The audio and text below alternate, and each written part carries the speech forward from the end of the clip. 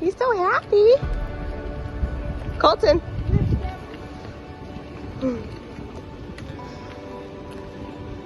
Kolten, did you get all the candy? I got it. Yeah? Did you guys have a good time? Yeah.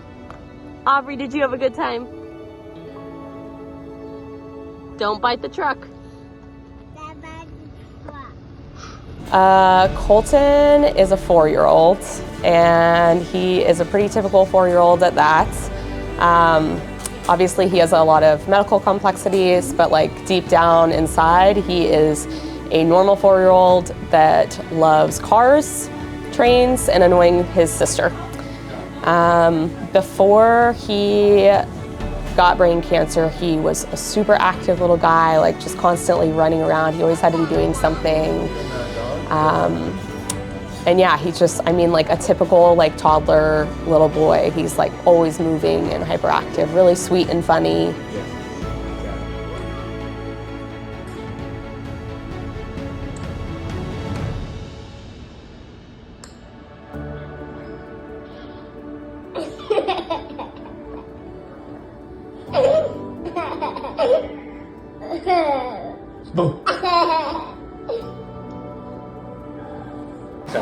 And now I have to start over. Oh, okay. There you go. My name is Emily Hudspeth. I am Kolten's mom. And we started this event actually kind of accidentally. We started asking the car community to have a drive-by event for my son's birthday. He unfortunately has been affected by brain cancer, and we wanted to give him a really special 4th birthday, and the car community showed up for us. Unfortunately, things were delayed because of weather and snow and ice, but we had hundreds of people like show interest in wanting to be there for my son. And after that happened, I was like, you know what, we should do something good for other people and do a charity event instead. So that's what we're doing today. I think Corey walked in with Kolten, but I don't know where they went. Right now, weird things make him laugh. So the other day, for example, I don't know why he finds like random things funny, but he'll laugh about things for like an hour straight. My husband was doing the dishes and he like broke a glass in the sink, and he saw it happen. And then for the next hour, Kolten kept saying like that dad was a dweeb and that he broke the glass and thought that was hilarious. He thinks farts are funny. Of course, he's 4 and he's a little boy. He's talking in the back, so I'm hearing him. And then he loves his Hot Wheels cars. Like, cannot pry them out of his fingers, loves them, to the point that we actually have to put them away for periods of time to get him to focus on other things, because he'll play with his Hot Wheel cars all day long. He knows the names to all of his Hot Wheels. He's still learning to talk right now. But he can like say the names to all of his Hot Wheel cars. He like knows what a Bronco is and a Mustang and a Fiat. He's like, one of his favorite Hot Wheels is a Fiat, which is the funniest thing because it's not even a cool car. No offense to anyone who has a Fiat. So yeah, I mean, he loves cars, and messing with his sister. He loves cuddles. Yeah, our life was pretty typical. So before everything changed, Aubrey is my daughter. She was 10 months and my son was 2.5. Kolten was 2.5. And I mean, our life was pretty typical, right? Both me and Corey worked. I'm actually a physician, so I, was working on, more than a 9-to-5, but I had a normal job. My husband also had a normal job. Both our kids went to daycare, and we just did normal family things. We'd like go out on the weekends, bring our kids to the park. I mean, my daughter was still an infant, so we did things like that but yeah, it was just a normal, boring, monotonous life that I kind of really miss now. The monotony, I miss the monotony of it. It's Kolten and Dada. It's Kolten eating his yogurt. Yeah. And the sister, I'm in my yogurt. Okay.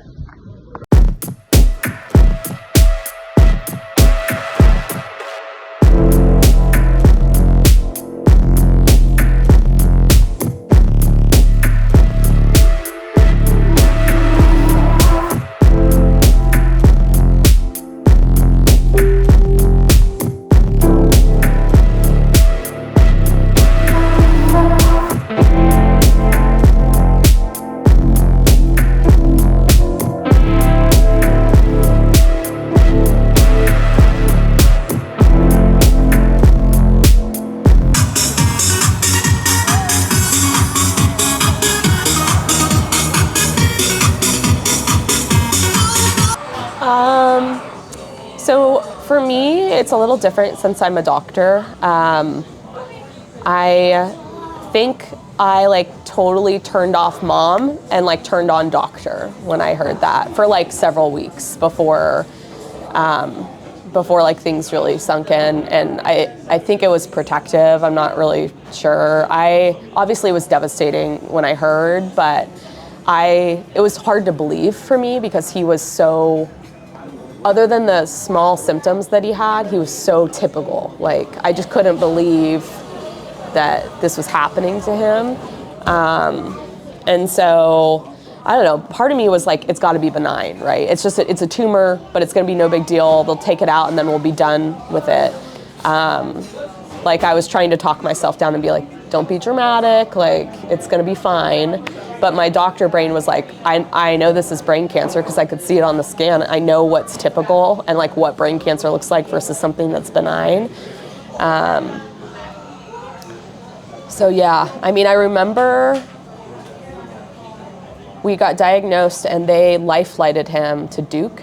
So we flew on a helicopter and I was flying in the front. Kolten was in the back probably having a blast because he's riding on a helicopter because he doesn't know. He's a 2-year-old kid. He doesn't know what's going on.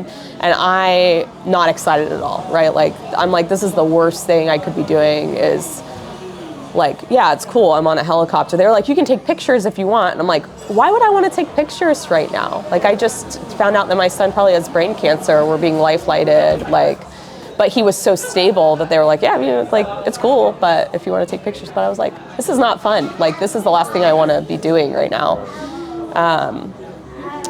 So yeah, I mean, I feel like I had this part of me that was like absolutely devastated, but I was like, was able to suppress that for a while. And sometimes I still am able to suppress it, but it comes back out. But. Can you grab the leaf? You gotta open your hand. Now this part I gotta help with.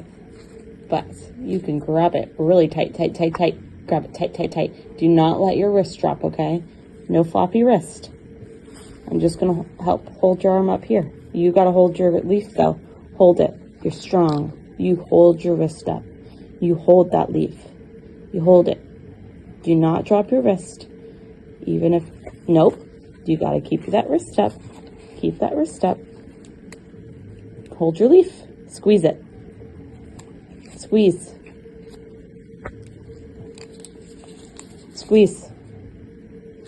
Keep that wrist up. Do not drop it. Do not drop.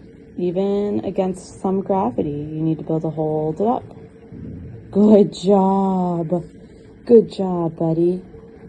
Good job. That's so good. Don't drop it.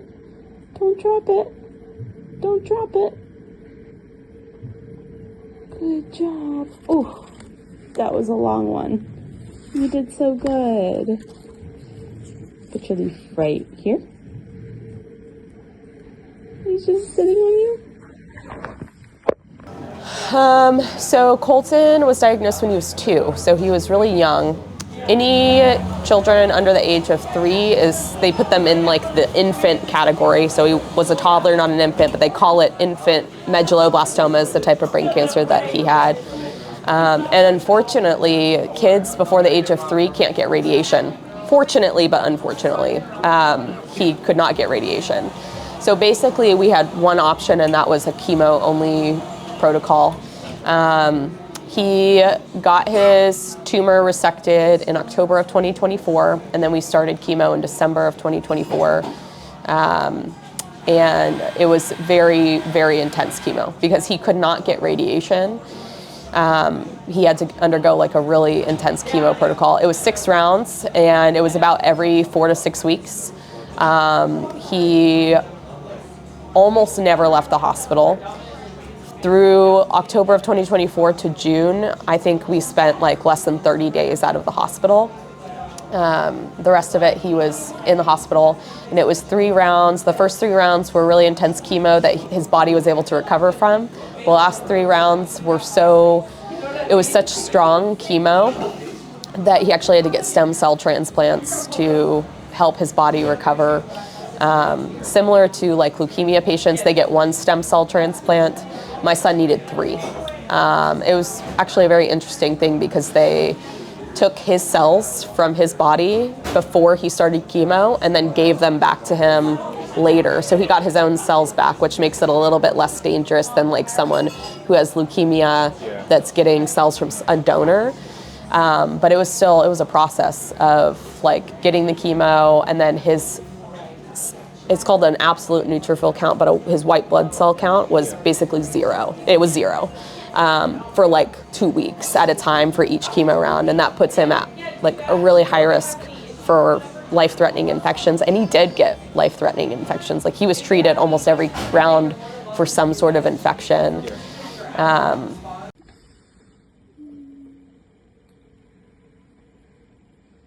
Hey, Kolten. Kolten. Hey, baby. Can you look at me? Where's my finger?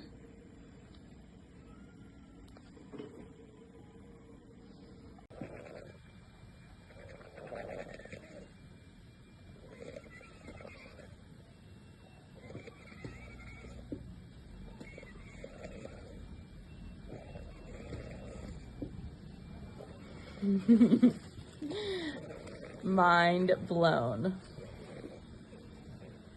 I bet this tastes so good after not having any taste buddy for like almost 6 weeks. I bet it's pretty weird and cold though.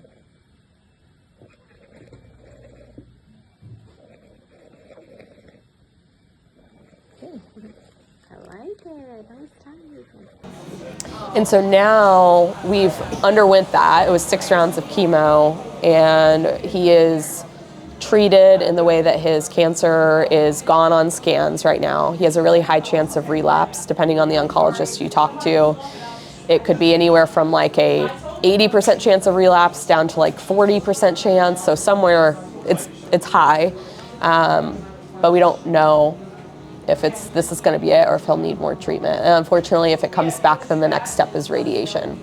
Now, most kids, depending on the age, like Kolten was in this special group because he was so young, but usually the older children, when they are diagnosed with medulloblastoma and several other brain cancers, they kind of have the same options. They end up getting a combination of radiation and chemo.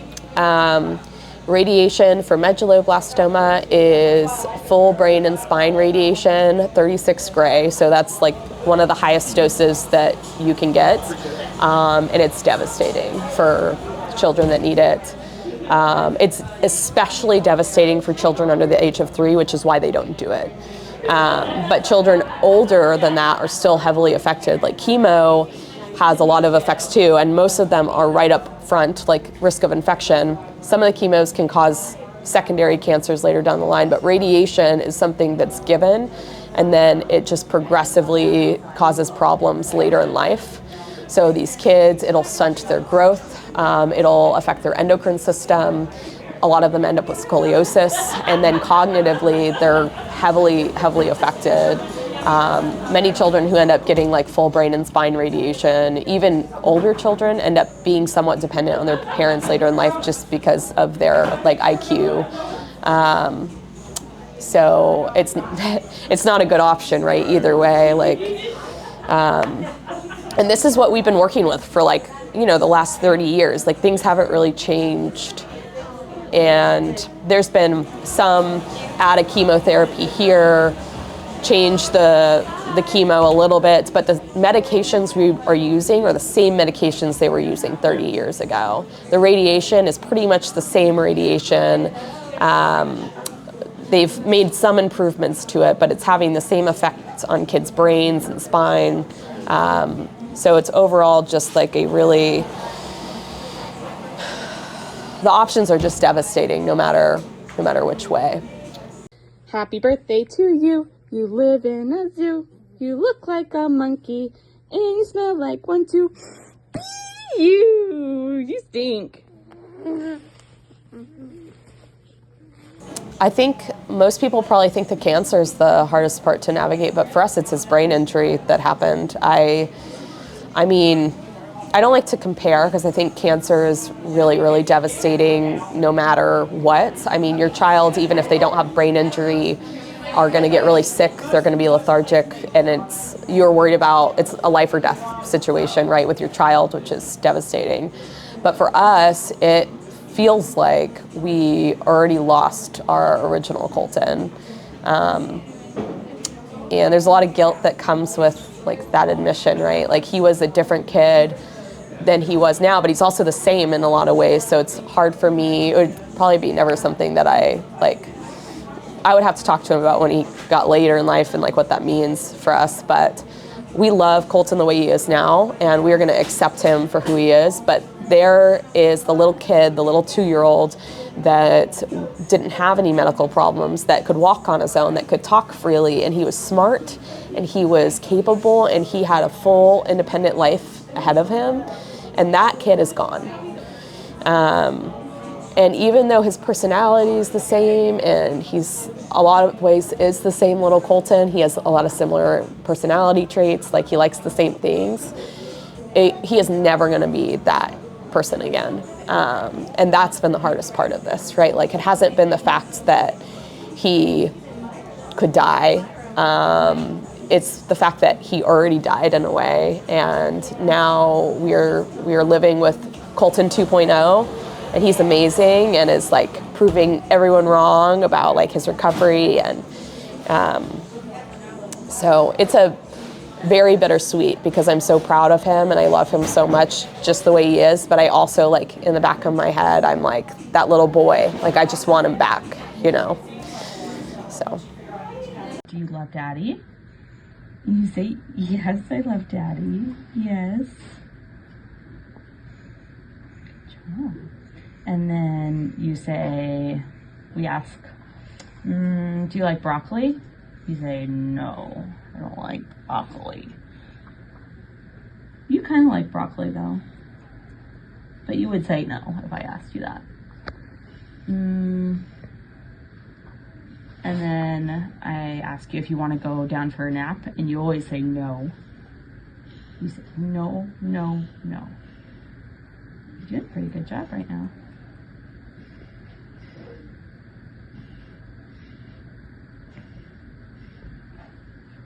Can you look at Daddy? Where's Daddy? Can you turn your head and look at Daddy?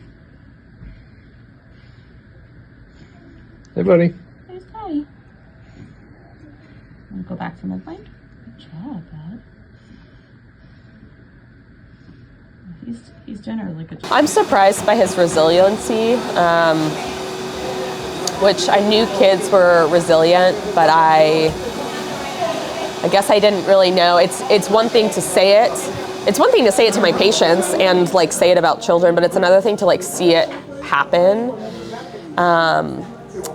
I don't want to put limits on him, and I want him to live the fullest life as possible, but I would be lying if I said I wasn't surprised at how far he's come based on where we started. So after his tumor resection, he had like severe brain injury, a syndrome called posterior fossa syndrome.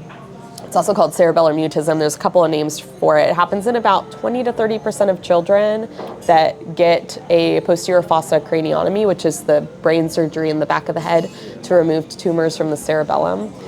So almost 30% of kids will get this syndrome, and the severity ranges from mild to it's improving in a few months to really severe lifelong effects. And Kolten obviously kind of falls on the more severe range of the spectrum. And when he first got his tumor resected, it was so profound. And I mean, he was neurologically devastated to the point that he wasn't even tracking us with his eyes. He couldn't even move his hands or his fingers for like 2 or 3 months after his surgery. No speech for like a year after surgery, and couldn't hold his head up for like 4 or 5 months after surgery. So I mean, it was very profound. We went from a totally able-bodied child to like a profoundly disabled child. And I've just been surprised at how far he's come. Like, I mean, there's definitely times that I thought, you know, like, is this going to be it? Like, is he going to be bedbound? Like, did we ruin his life by allowing someone to operate on his brain. Because the worst thing you can do, right, like the worst thing for anyone, not just your child, but the worst thing that could happen to someone is not dying. It's being so profoundly disabled that you're still living, but you lack independence. It's the worst thing, right, that could happen to someone, in my opinion. But yeah, so I've been very blessed that he has improved as much as he has, but also surprised. Yeah. So. I love you. No, I love you. No, I love you. I love you.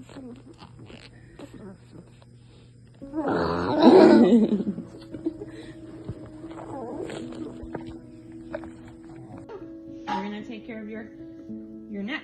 Yes, that's it, buddy. Keep going. Look up. Look at Daddy. Where's Daddy?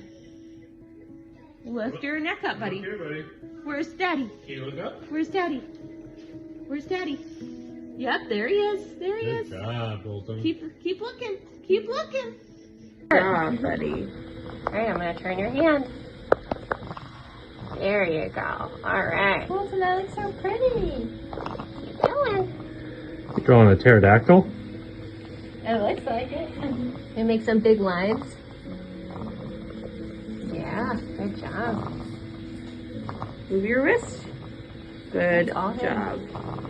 You gotta hold your wrist up. Yeah. I think we're gonna be a lefty. If we weren't already. There you go. Here. Squeeze, squeeze, squeeze. Yeah, good job.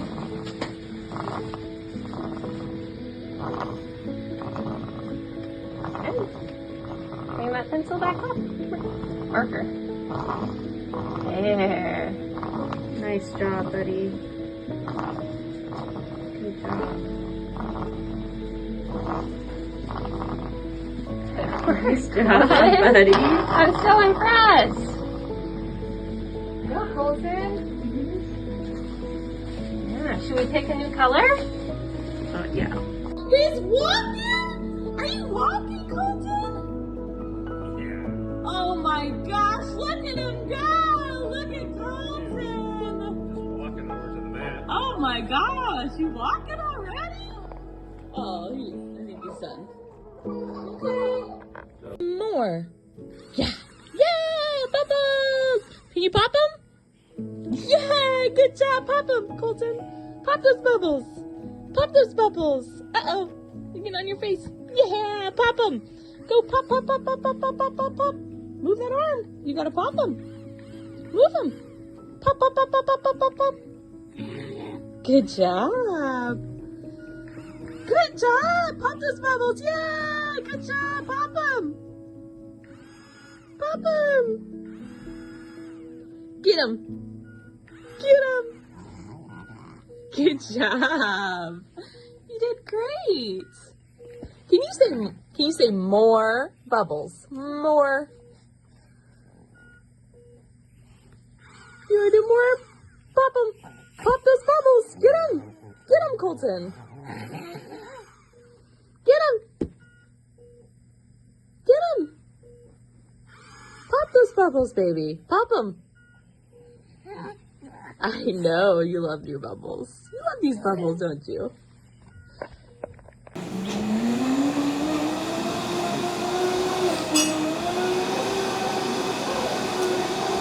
What does it mean to you that all of these people are here today? Strangers with their cars. It means a lot. I'm actually so impressed by Hello Nights and like what they've done for us. I had no knowledge of the car community, just so we're clear. Like my husband drives a Dodge Grand Caravan and I drive a Chevy Equinox. And we don't take care of our cars. Like we have 2 toddlers, so like we know nothing about cars. Kolten loves cars, but we know nothing about them. And I've honestly just been so impressed by how the community has come together for us and to raise money for a good cause in Kolten's name. So yeah, I mean, I think grateful is an understatement, but it probably is the best word that I can use to describe it. I mean, I'm just so impressed. I'm glad that I'm open up to this car community now, and know like that there's such good people in the world that are willing to help people like us. So I like that. thanks. For We're sure. selling the shirts too if you want Okay, to know it. It all okay. goes towards the proceeds. But Okay. I haven't gotten a chance to like see all the vendors, but Okay, I awesome. walked over here and like. Well, if you want, like, say, take a card. Okay, thank you. I think what I really want for people to understand is just how heavily like families like mine are affected. Like this uproots our whole life. We've been very blessed financially to have good health insurance, but for a lot of these families, it's financially devastating to them. They have medical bills they can't pay, but on top of the medical bills, right, it's like traveling and staying in the hospital. I mean, we could have probably spent like thousands. We probably did spend like thousands of dollars just on parking at Duke alone.